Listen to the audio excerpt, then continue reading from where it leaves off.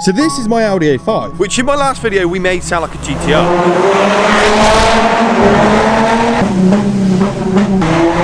And the video did really good. But it definitely stirred up a few people in the comment section.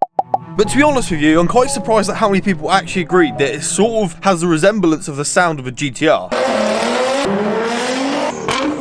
But I mean, there's a few keyboard warriors that were like, this doesn't sound anything like a GTR. But everyone has their own opinions, but I love the sound of it, so that is all that matters. Just think, if everyone liked the same thing, the world would be really boring. But I feel like you guys didn't get a proper representation of how this thing sounds, so I've got a GoPro on my head, so we cut to the footage now. We're going to jump into the car, get the engine on, and let's take it for a spin.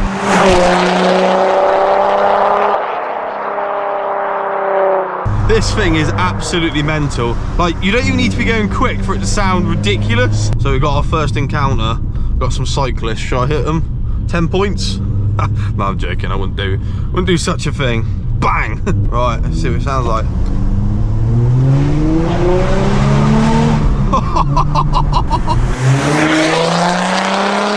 So the other day I put on Instagram and YouTube for you guys to ask me some questions for me to answer in this video. So I appreciate everyone that left a comment.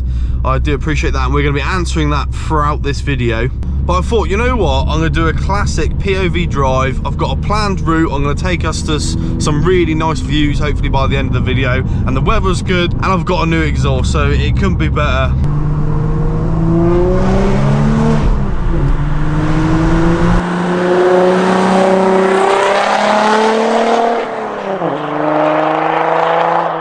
So I'm on a bit of a dual carriageway here to go and find a couple tunnels. So let's answer one of the first questions. So obviously I'm driving, so I can't see the questions, but I believe it was something along the lines of, are you ever going to organise like a meet and greet with supporters? Now I have thought about this. I spoke to one of my friends who owns Wing Shed, and spoke to those guys about it before, and maybe we could do something with them in the future or something. But the problem is, I don't know, like, realistically how many people would like turn up.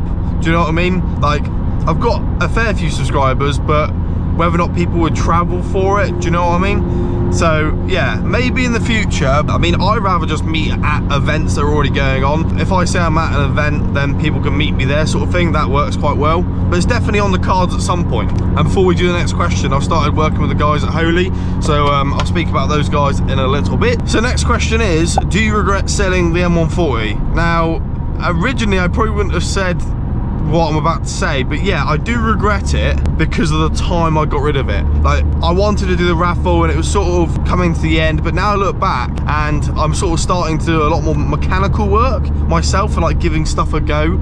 So I look back and think, oh, I should have done the suspension, because to me now that seems really easy to do, but back then I'd be like, oh, you know, I want to do it myself. I'm not going to film someone else doing it and all the rest of it. You know, I'm an overthinker and it got the better of me, so I got rid of the car, which is a real shame. Yeah, I do regret it because I wish I did a lot more to it, but you know, that maybe the next car can, you know, fulfill. Oh, that sounds so good. But yeah, it doesn't mean I can't get another one in the future and do what I wanted to do, but yeah, I do regret it because I absolutely love that thing, and I miss having a new car that was fast, that did everything, that just looked smart, and the videos did well, because the videos at the minute aren't doing amazing.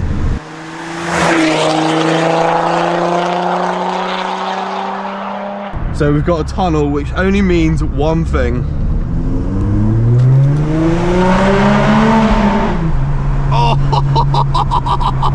That is absolutely mental. I've had the exhaust on for a little while now, but even like, I'm not even used to it. That is so loud and it sounds amazing. And now I'm about to get stuck in some tight back road.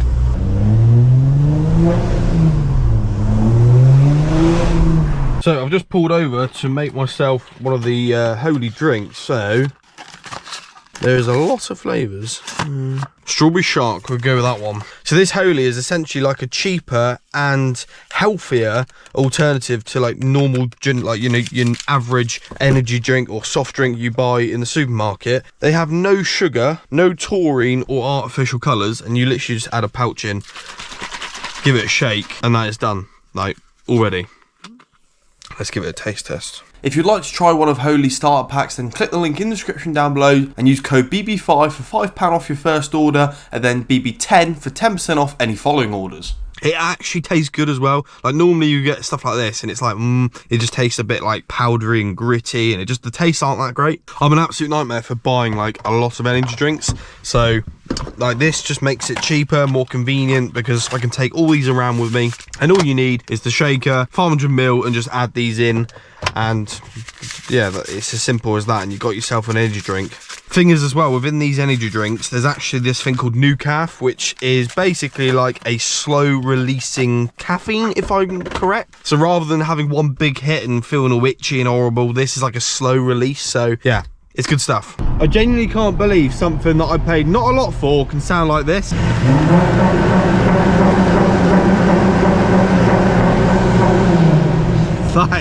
That is ridiculous.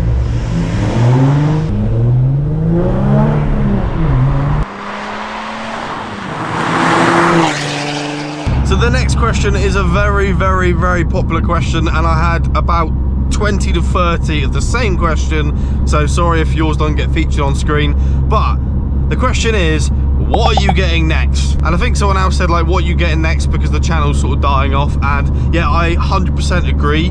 Like the videos probably aren't doing as well as I wanted them to do, even with the unit, but I'm pushing through it. At the end of the day, like, you can't always be going up, do you know what I mean? And I do regret, well, I don't regret buying the cars I've got, but I don't know. Yeah, I don't know. I wish maybe I did something slightly a little bit different. But yeah, when are you getting another car?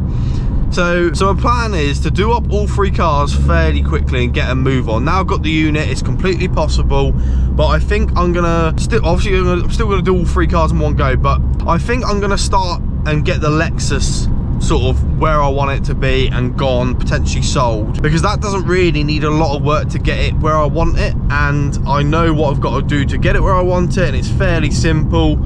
So yeah, I want to do that up, see how much I fall in love with it. I mean, I absolutely love it, but like, I've got to really love it to keep it, do you know what I mean? There's another tunnel, so it'd be rude not to.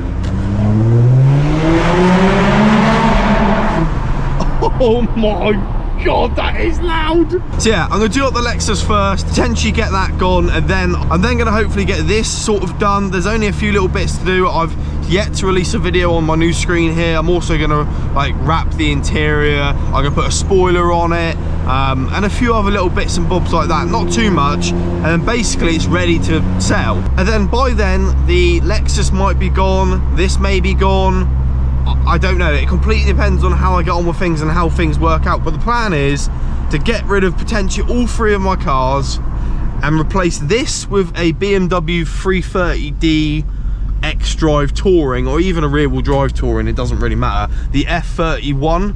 So you know, the fairly newer shape with the 3-litre diesel lump in it. Whether or not it's a 335d or a 330d, it doesn't really matter. Looks like we got another tunnel though. Thank you, mate. Yeah, it doesn't really matter, but I'm looking for sort of a new daily, which should be the F31 Touring. You know, I'll lower it on some N2 wheels, maybe put N4 bucket seats in it, and do sort of all the normal modifications I used to do on my M140. But then that still doesn't answer the question of what's going to be the M140i replacement. Now, my plan is, and this is only a plan, but I hope that I can make it work. Oh, this is very tight. I haven't been down here in a long time. Oh. The plan is to get a A90 Mark V Toyota Supra. I think it's, yeah, let me know in the comment section down below what you think about that. I mean, I've always wanted one, and I'm probably gonna get one anyway. Yeah, I absolutely, how am I gonna get past this? That is very tight. Looks like I might actually have to go in the bush. Oh, my paintwork. That is the stupidest. Can you see how close that mirror is? Oh my God. See, if I had a Supra, I would not be doing this. That is the stupidest place to park.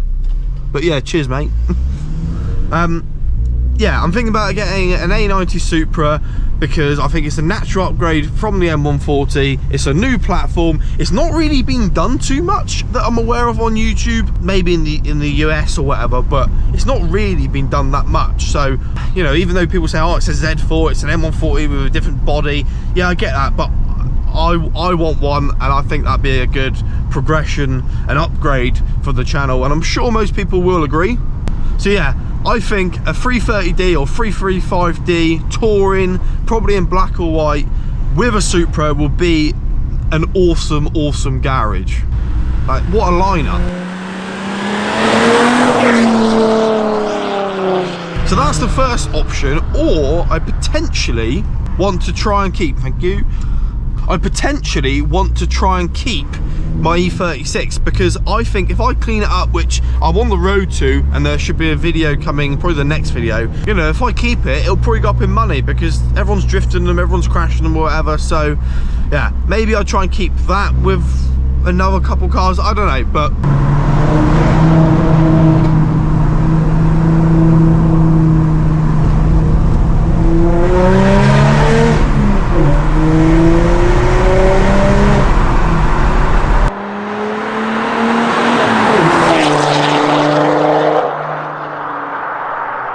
that annoys me more than slow drivers. This is a 60-mile-an-hour road, and pretty much up until now they've been going 35 mile an hour. Now they finally decided to go a little bit quicker, like 35 mile an hour and a 60.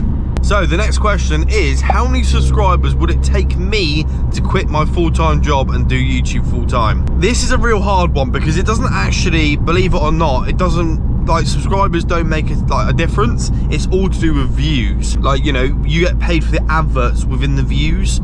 So I can't really put a figure on the subscribers, because, for example, I could have the subscribers I'm on now but be getting like hundreds of thousands of views or millions, and then I could quit my job. Do you know what I mean? Or I could have 1 million subscribers. I mean, I can name a few channels that have got a lot of subscribers but only get like 10,000 views because they're obviously just dropped off. Like that wouldn't work. Even though the subscribers are there, the views aren't.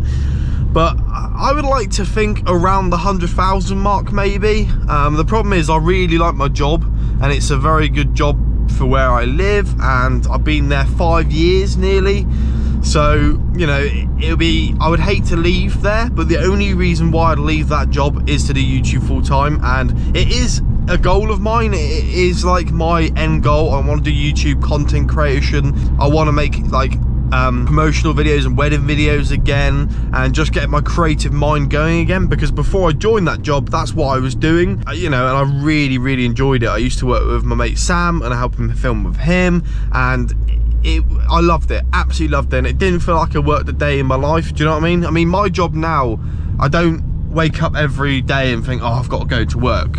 Like, that's one thing that I appreciate, and I do not take for advantage, you know, because a lot of people hate their jobs. I don't mind my job, it isn't bad, but I mean, it's not perfect. There's a few little things, but like it's near enough where I want to be, other than doing YouTube and content creations. And to be fair, if I didn't have my full-time job, I would do YouTube, I'd do the filming, and I would have, you know, I'd work doing the cleaning potentially with my auntie. I would basically do what I could as much as possible and just be busy all the time. I do feel like my full-time job just uses so much time, and I sit there quite often thinking, like, I'm never gonna make the millions. I'm never gonna be, in my head, successful in a 9-to-5 job. Like, I really, and like, this has only been in my head like the last year or maybe 6 months. I think the 9-to-5 people like work 8 hours to get like a few hours of an evening. They work 5 days to get 2 days at the end. Do you know what I mean? On the weekend. Like, I think this whole 9-to-5 thing is a load of rubbish, and I think that people are a bit deluded. I just don't think it's the way forward. And if you look at anybody that's doing well, I can guarantee they have their own business, or do you know what I mean? You know, that's one of the only ways, and one of the main ways to do well. And yes, I know obviously becoming, you know, getting a lot of money and the rest of it isn't everything, and I by far have not a lot of, you know, I don't have a lot of money, so do you know what I mean? Like, I genuinely don't. Like, people go, oh, he does YouTube videos, he must be minted.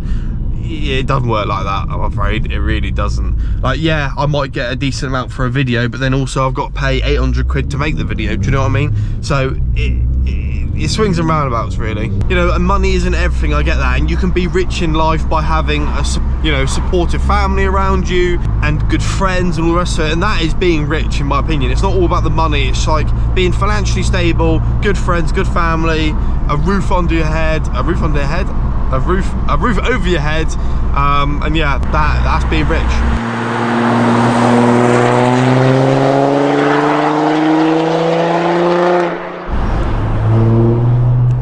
Oh, hear that! Like, you know, you need to go quick to have like a good time. Like, also ignore the sound of my brakes. It genuinely sounds like I'm driving a train. I think one of the clips or something is like catching on the disc or something, but yeah, I need to sort that out, but just ignore it. I always love this little viewing point. Look at that for a view. Hopefully you can see that on camera. And you come around here and you get basically the whole view of Newquay here in Cornwall. It's absolutely lovely. Look at that. That is absolutely stunning. Like, how good does that sound? And I went 18 miles an hour. You know, this is an old 2007 Audi with 155,000 miles on the clock, and it sounds that good. And it's fast as well. This is running about, I'm gonna say about because I need to get a dyno to work out. It's about 300 horsepower each, but I'd say it feels a bit like, it feels a bit more, you know, it feels more like 280. These brakes need to be sorted. It sounds like I'm driving a race car. I mean, to be fair, this is basically a race car. It's a race car GTR, mate. Everyone's gonna look at me thinking, what have I got a GoPro on my head? Sounds like I've got a load of hamsters in my boot.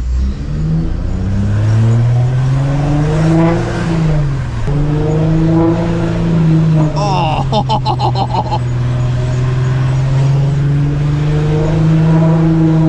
So the next question is, do you find it hard to think of YouTube video ideas? And if I'm honest, I don't, because when you like make one, by the time you're doing that one, you've already thought of the next one. And because I got 3 cars, there's loads of content. And you know, for example, if I'm never really going to run out of content, because if I, for example, you know, ran out of content on my car, I could do stuff on my dad's car.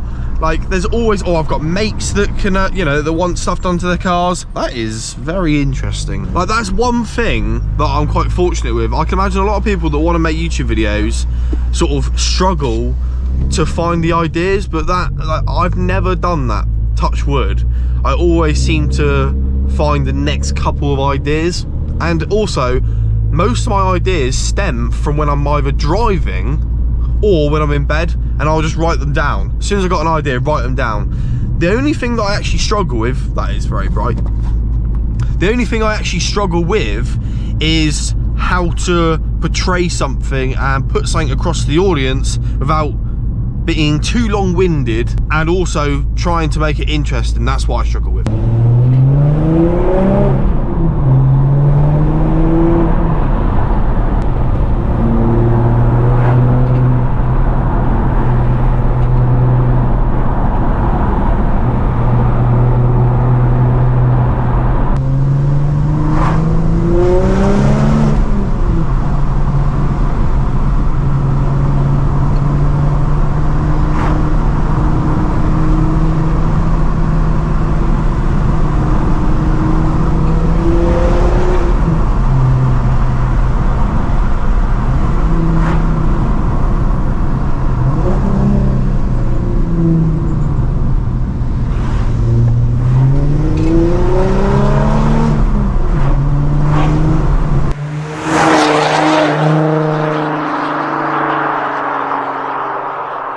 This is genuinely probably one of the best views in Newquay or like the surrounding areas. Look at this.